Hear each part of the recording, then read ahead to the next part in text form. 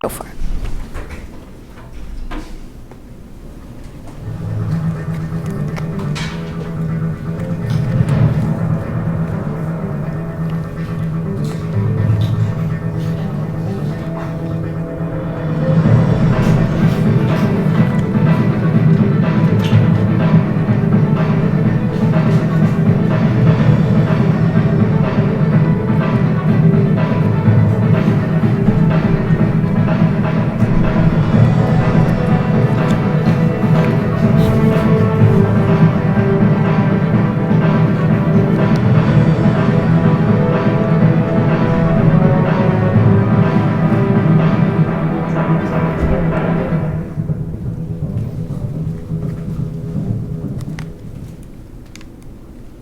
Hello and welcome to the 20 minutes that are the pinnacle of my senior year. My name is Elise Kelly. I'm a multimedia journalist, and this morning I will be sharing on environmental justice, telling the stories that matter. Oh, and it got cut off. That's okay. Hang on.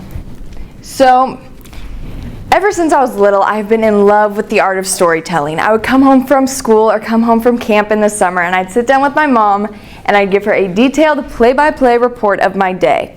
And I remember one day she looked at me and she said, "Honey, you're a great storyteller, you really are, but you're gonna have to learn to summarize if you ever want anyone to listen to you." And I didn't really understand the comment then, and it was a little offensive, but I definitely get it now. And growing up, I also loved video. So anytime a friend would come over, we'd grab the big, bulky 90s video camera and go out and film movies, commercials, newscasts. It's basically how we spent our free time together. So coming to Biola, it only seemed natural that I combine these two loves and pursue broadcast journalism as my major. After all, that meant pursuing a career as a professional storyteller, and I didn't think it got much better than that.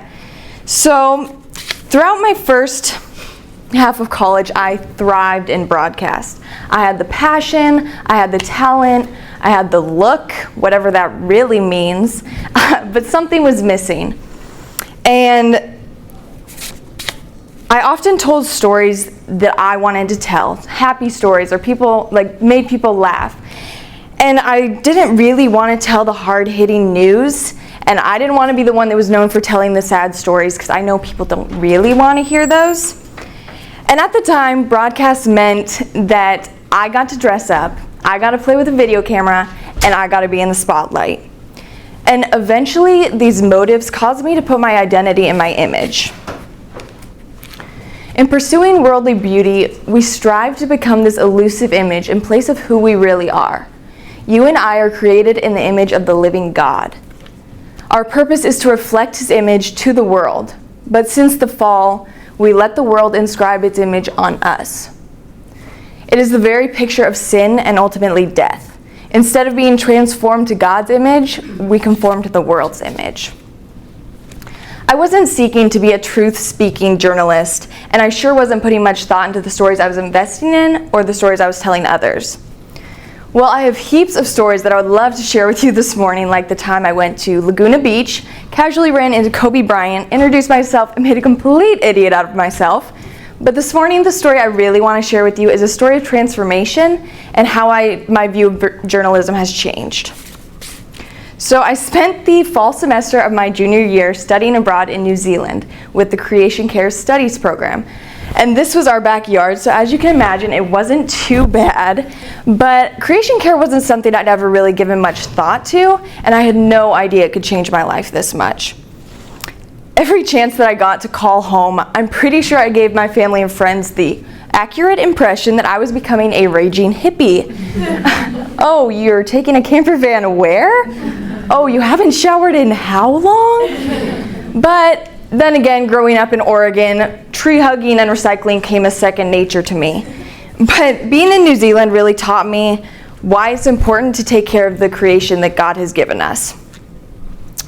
So, God created us to be stewards from creation basically since day one. The Lord God took the man and put him in the Garden of Eden to work it and take care of it. Genesis 2:15.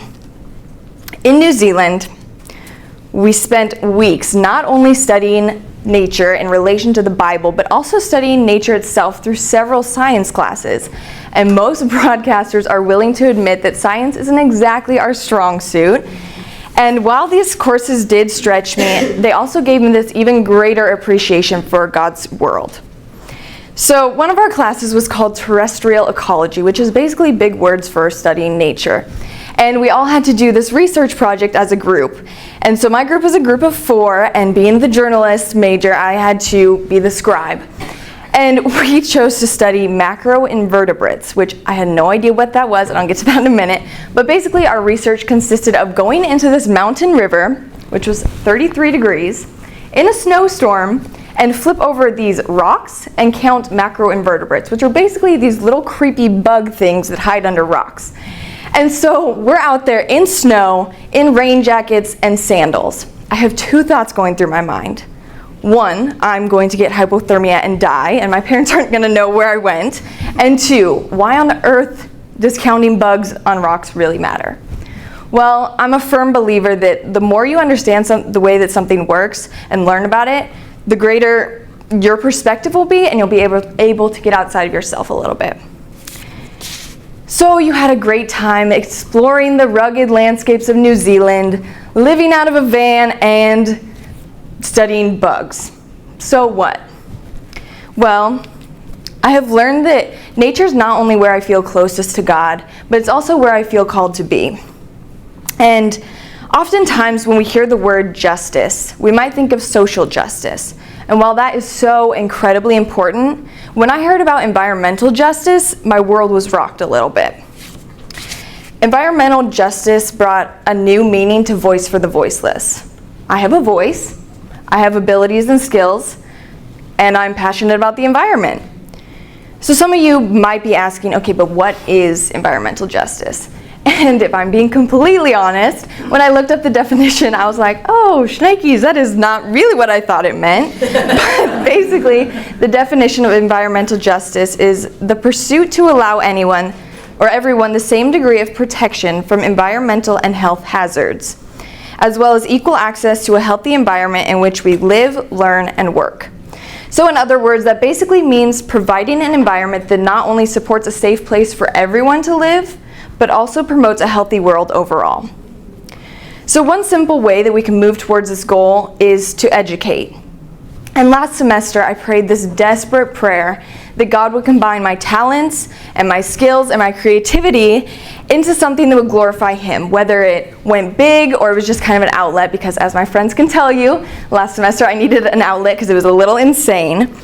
But most of us know how those prayer requests can go. And the next morning, I woke up to this idea. So in May, I will be launching a website called the Take You There Project. And this project is basically a collection of photos, videos, and facts that I've combined together through the art of storytelling. The name Take You There refers to the idea that through these different forms of media, I will essentially be able to take you guys to some of the incredible places I've been able to experience. And I also hope to educate about several environmental issues. The hashtag is so that you guys can use it in your social media to take other places that you're going. So for example, you go on a hike, you go on a road trip, see something beautiful, you want to share it, so naturally you put it on Instagram. If you use the hashtag #TakeYouThere, you're able to take people to the places that you're exploring, which will not only encourage them to get outside, but it'll also encourage them to take care of the places that you're exploring. So through this project, I have spent countless hours researching and talking to experts about water quality, air pollution, and landfills and plastic, which I've learned is the evil of all evils. And I don't really have time to get into all the stats that I've gathered or all the facts.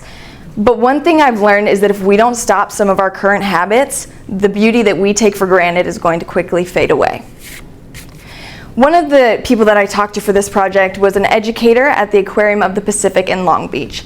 And one of the stories she was telling me, it was just so heartbreaking. She was telling me how she's had firsthand experiences with these animals that have washed up on shore, and how common it is to find sea turtles who have eaten plastic bags. They think that the plastic bags are jellyfish, and then they eat them, sit in their stomach, they feel full, and eventually they die of starvation. She's also told me stories about what they've pulled out of whales. They've pulled out buckets and tarps and just like awful things. And in New Zealand, we actually learned about these incredible birds called albatross, and they're huge wingspan, beautiful birds.